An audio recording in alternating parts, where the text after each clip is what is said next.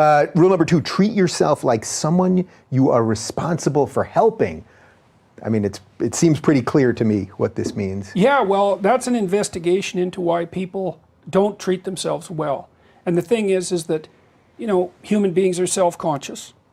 And we know about our limitations and we know about our weaknesses.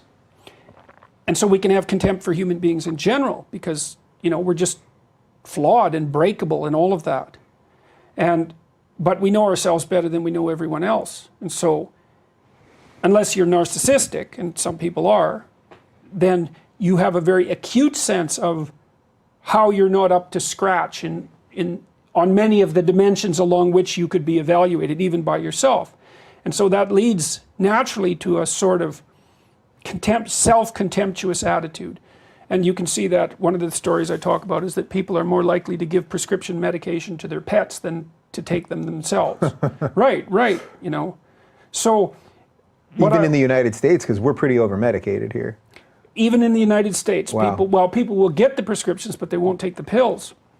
Anyways, the idea there is, it's sort of a variation that I learned from Carl Jung on treat other people as you would like to be treated. It's you reverse that. It's like, imagine someone that you treat well, that you love.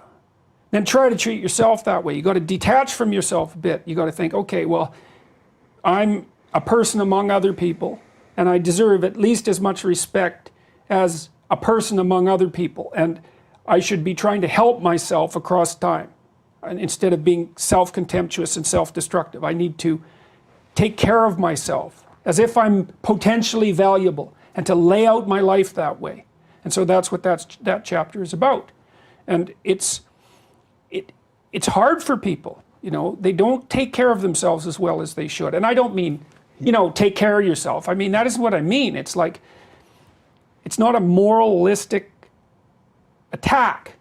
It's like, it's an encouragement to give yourself a bit of the benefit of the doubt and treat yourself as if you have some intrinsic value. Yeah, so how much of that would you say is psychological, just being okay with the mistakes you're gonna make and all of that, as opposed to just treat yourself meaning dress okay, and posture and all of that That's part of it. Like, it isn't clear where your borders actually are, you know. It means take care of your room, take care of your things, like have some respect for yourself as a well, I would say in some sense as a miraculous being, because that is actually what you are. But you know, that sort of borders on the New Age, which I'm not very happy about that, but it's still the case.